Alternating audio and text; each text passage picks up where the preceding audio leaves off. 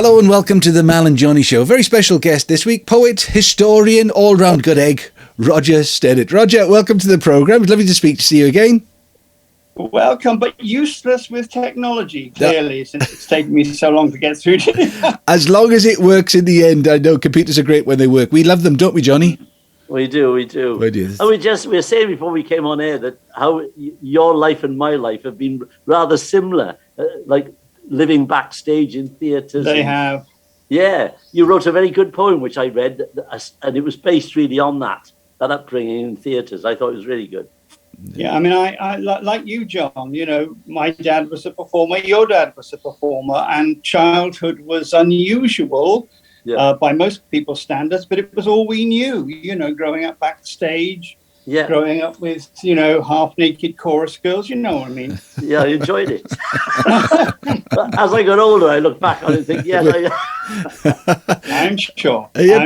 But how much did you see of your father? Because obviously he was very busy and very, very famous, you know, flying around the country as well. How much did you see of him? Enough? Or was it, well, it is what it is, isn't it? It is what it is. Well, it's never enough, is it? Particularly when they're not with you anymore. You know, the truth of the matter is my childhood was generally a very happy one. Yeah. But it was, he was away a great deal. So, I mean, I missed him. And much of the time we traveled with him, my mum and I, and lived in caravans, lived in digs and all the rest of it.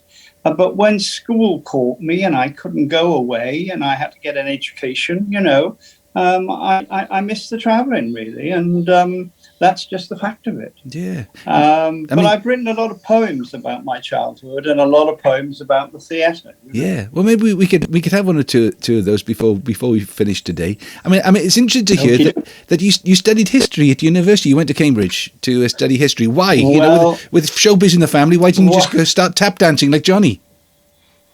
Well, I didn't have the talent that Johnny's got. No, exactly. None of us have. You know, none of us have that.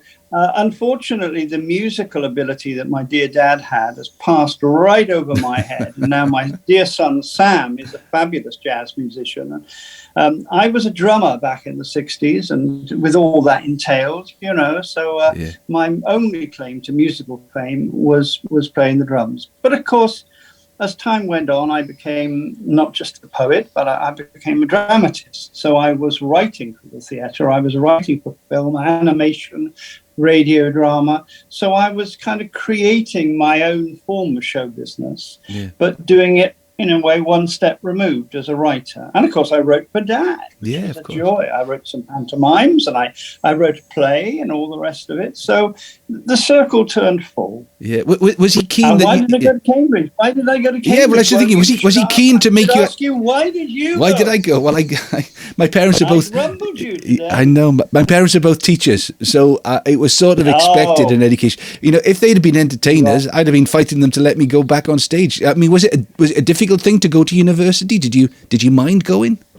Well, you know, I was the first member of my family that had, and I mean, I went to Whitchurch Grammar, which was a lovely school, still is, of course, full of great sports people now.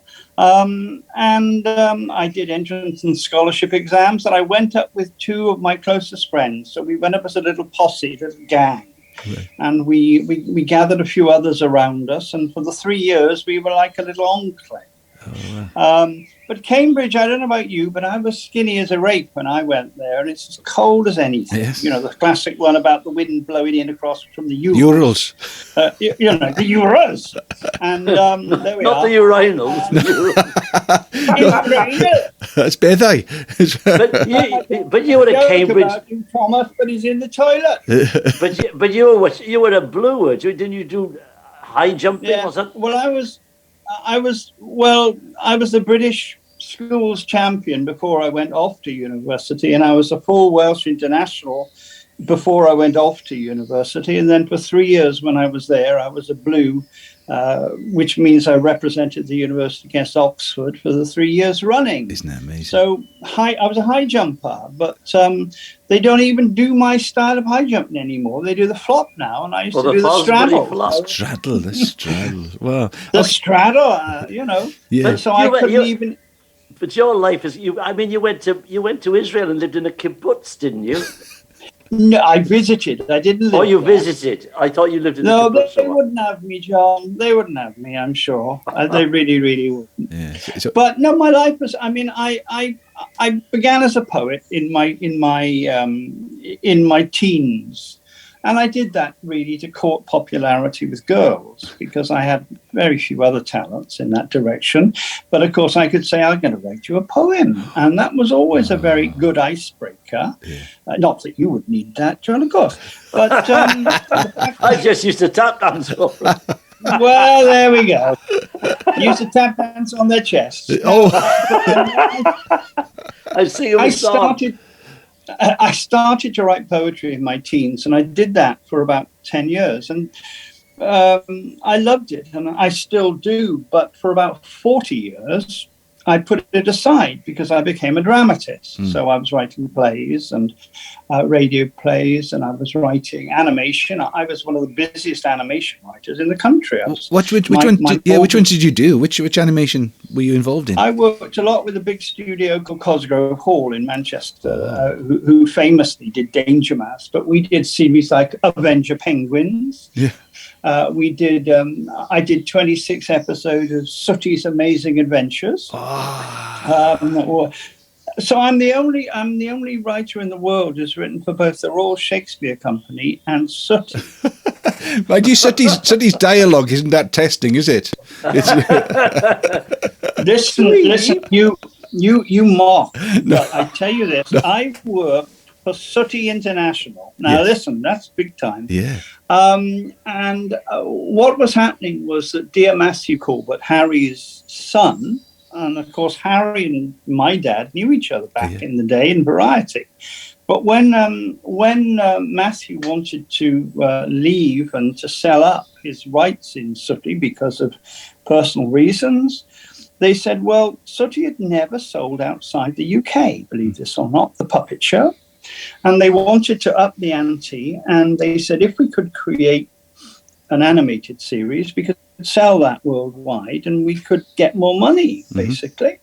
So I wrote 13 episodes, and I brought another great writer called Jimmy Hibbert in, and he did the other 13. And it's sold around the world, and Matthew sold it, and the rest is history, really. It's still going strong. And does Sooty talk in the animation? Because obviously when he was a puppet, he didn't... I tried. Listen, I tried. Yeah. In the puppet show, of course, he talks into Matt's ear. And I pointed out to them that animation is about action. It's about running and jumping and all the rest of it. Yeah. And you couldn't have a character linked to a human ear. You know, you had to have the character as an autonomous little cartoon character.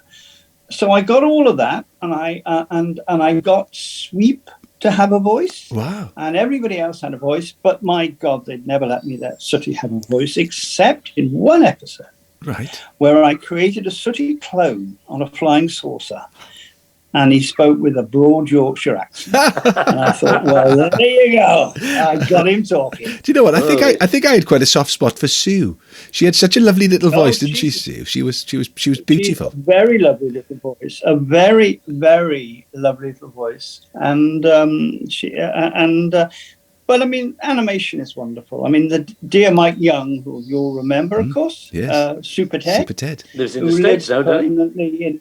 Lived forever in Los Angeles now. But he got me into the business, really. And I started off with a series called Zippy and Zack, about a couple of toucans, in fact. Right. And I worked with my old mate, Sir Tony Robinson, we must call him that now, who voiced one of the characters. Baldrick. And a fine actor called Phil Whitchurch. And a lesser-known character called Joanna Lumley. I don't know whatever became of her. Whatever happened. They come, they go. But the great thing as a writer is if you're trying to live as a writer full time, and I was, you've got to have some commercial work in there because the theatre pays dreadfully. Radio pays a bit better, and I love radio drama. That's wonderful. But, you know, for an animation episode, which on a good week you could maybe write it a couple of days, you earned more than a stage play that you could be working at for 6 months. Isn't that funny? You know, so it's a mixed economy. You know how it has to be. Yeah. And for 40 years, I just wrote drama, except for 7 of those years, I was a psychotherapist just for fun. As you do. And then, of course, as you do. And then, of course, lockdown came and the theatres went dark and everything changed. And I thought, I'm going to write a poem. Now, I'll go back to my original impetus of being a writer. And I wrote one, and then I wrote another and another. And I'm amazed and ashamed in some senses to say in the last 2 years, I've written 2,000 poems. Goodness me. Goodness. It's not good. It's not proper. You know, if a student of mine had done that, I'd have shouted it.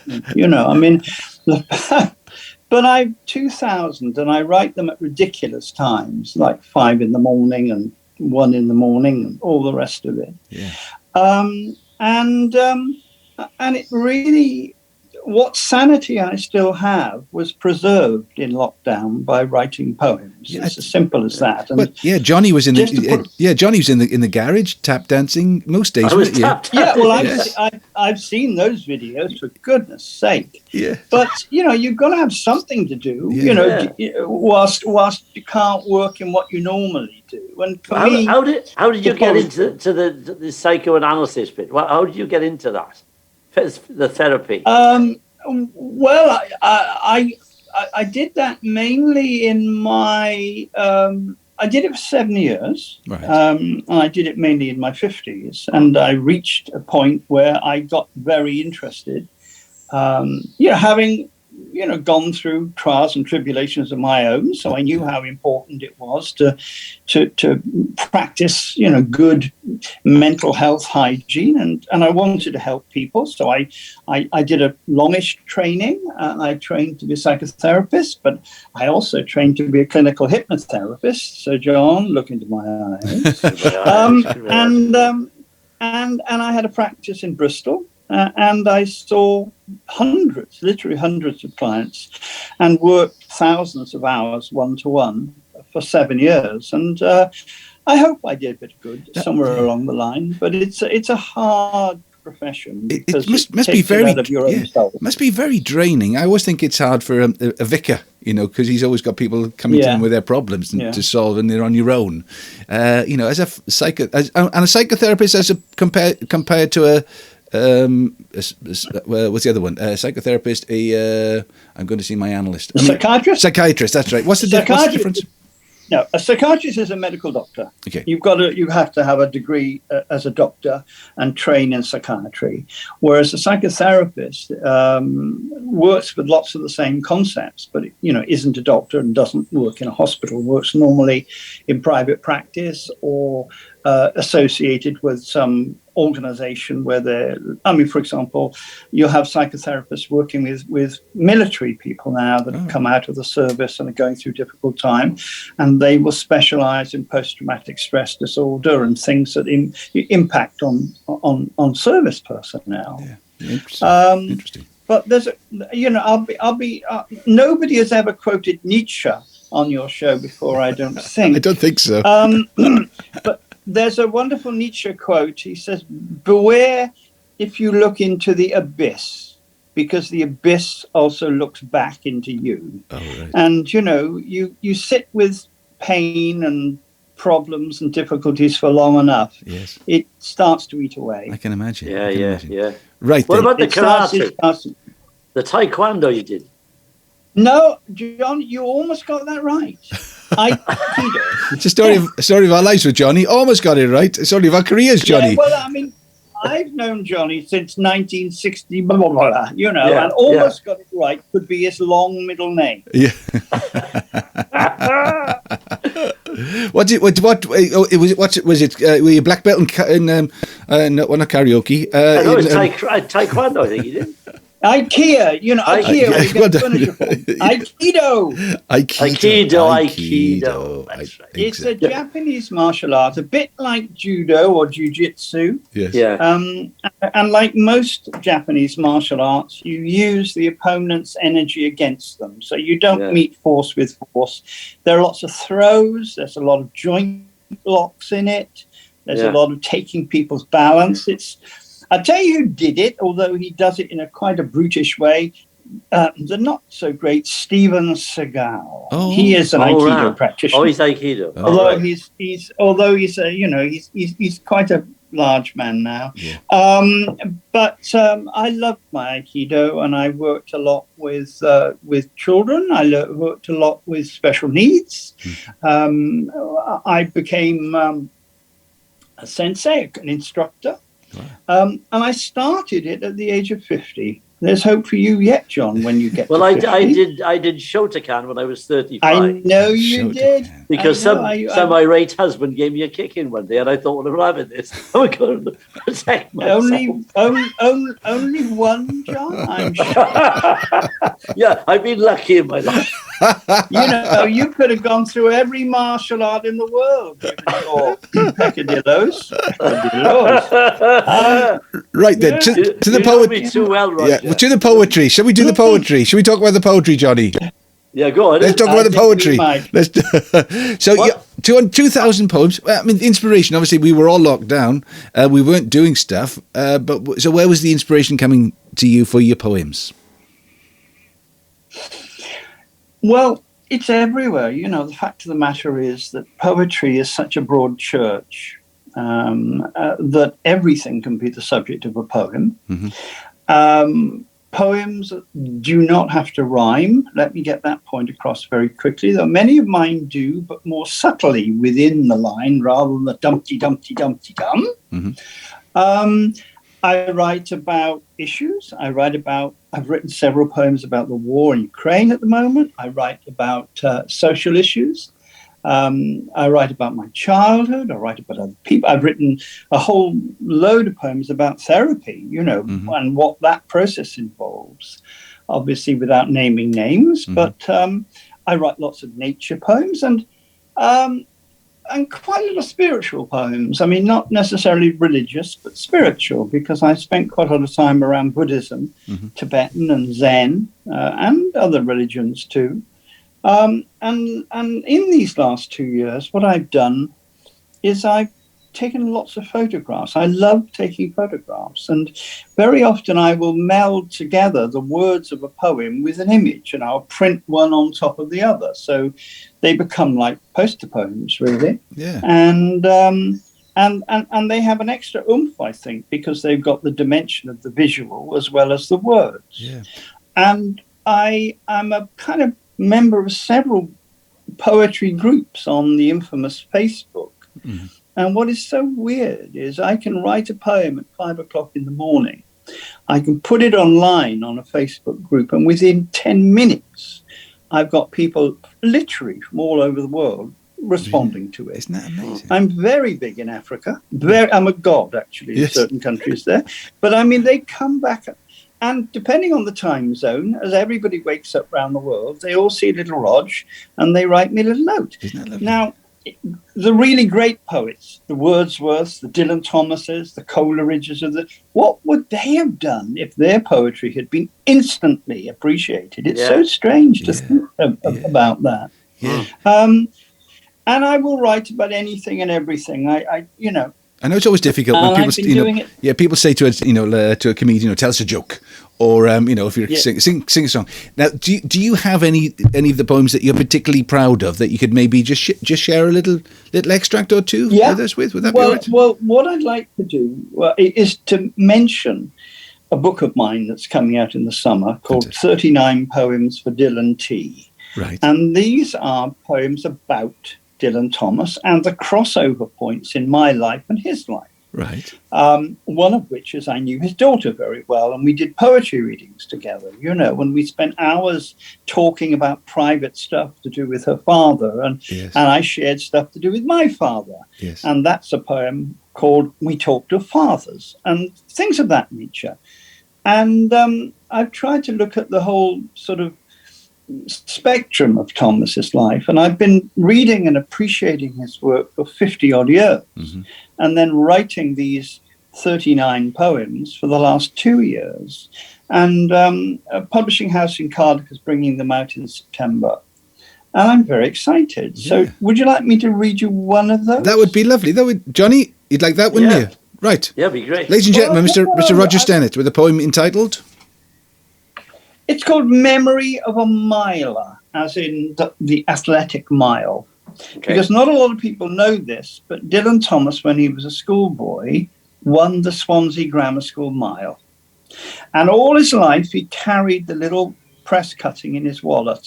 And it was in his wallet after his death in New York in 1953. So let me read you this poem. It's not that long, it's a page. Memory of a Miler.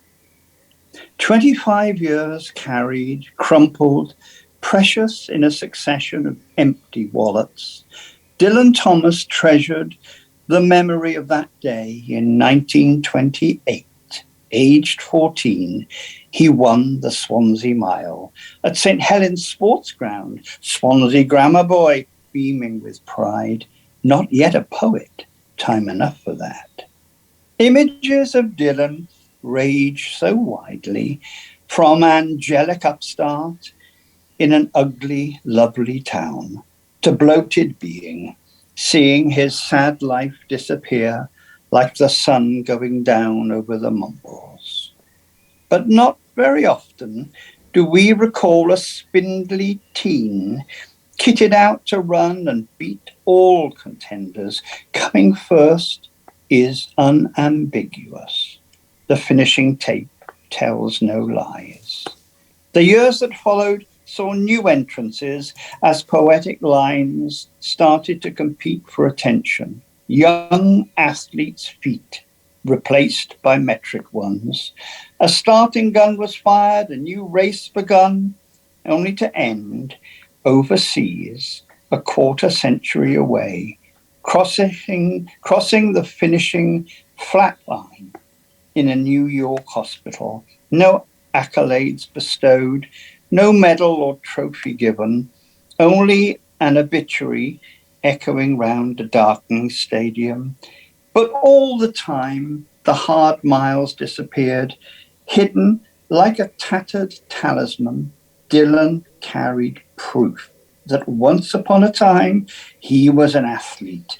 And sometimes in smoky pubs on lost rainy nights in uplands or posh Upper East Side of Gotham City, Dylan in his cups or painfully sober would unfold the newspaper snippet creased with traveled miles and marks of proud fingertips of the poet's stubby hands. Beaming with pride of rose-tinted reflection, Dylan would, at least in that instant, seem to dismiss all other literary achievements and endeavors, poetry, prose, plays for voices, failing to breast the tape. Always second place on the heels of the miler, a highlight that never dimmed, a gold medal memory in a world that over ticking time raced by, turning from gold to silver, then bronze, then black. We all need magic. We all carry in hands or soft hearts our furry rabbit's feet and four-leafed clovers, locks of our beloved lover's hair in unlocked lockets to buoy us up when the world pushes us down. And so it was with him. Adulation freely offered sometimes didn't matter quite as much, couldn't match one Swansea day when lungs gasped and grasped for air, and a skinny boy felt his first kiss of victory. Hey! That was lovely. Very nice. Very, very nice. That's great. So when can we look forward to these poems coming out? September. August almost certainly, but by September they'll be there. I can, the publisher's in Cardiff, and what I'll do perhaps closer to the time is I'll contact you again and I'll give you a link so anybody interested can contact the publisher. That would be lovely. We'll have another little chat about it. In bookshops as well. Yeah, well, let's do it. Let's do a couple more poems next time as well. Yeah, we'll link up again. Next time it would be nice to do some of my childhood theatre poems, if that's okay with you. I mean, we've had a slightly shortened session today because my inability to make the connection technologically. But next time I'd love to read. What's the matter, Johnny? I mean, John and my dad were close as anything, Mal, as you probably know, and. You can't imagine the fun and games we've had over the decades, not just the decade. But I'd love to come on again, Mal, and read some other poems if you'd have me. And I'd love to. And just before you go, obviously we can behind you we can see some of the posters. Was that the Empress? What can we see? There's a couple of posters there, aren't there? What are they? Can you just tell us where they represent? Stan Stennett. I see Stan's name there. There we are. Well, I mean, Billy Daniels is on one of them. We've got the Swansea Empire. Which is Swansea Empire with Joan Regan. Right. We got Billy Daniels. We got Stan Stennett, and somewhere the classic Phyllis Dixie, the lady who took a striptease. Yeah, Phyllis Dixie. Absolutely. I mean. And, of course, one of them, which is a great favourite of mine, in the bottom right-hand corner, in tiny letters, barely readable, Des O'Connor. There you go. Well, that's terrific. That's terrific. Well, thank you for sharing your story again, and also the poems. And I think, Johnny, we should have this gentleman back, shouldn't we? Nearer the time of the publication. We've only just scratched the surface. We have indeed. Oh, that we've scratched the surface of the epidermis. I asked Mal to explain that word to you because he went to my college. I know. Listen, I've written 2 books and a play since, so don't be Hey, John, fair, John. You've done really well with your books. I mean, I'm always pleased to see all the rave reviews. Yeah, I mean, brilliant. Who would have thought it? When I take up tap dancing, then you can get back to me. Okay. Because we're writers now, John. I know. I'll teach you a time step. We'll be happy. Yeah. Not just thespians, we're writers. Exactly. Well, thank you for having me, gentlemen. I've really enjoyed it. Fantastic. And as we always say at this time, it's goodbye from them. And it's goodbye from you. Indeed, to goodness, yes. Take care. Bye-bye. Ta-da, Ryan. Ta-da, Ryan. Bye-bye. Bye-bye. Bye-bye, everybody. Bye-bye.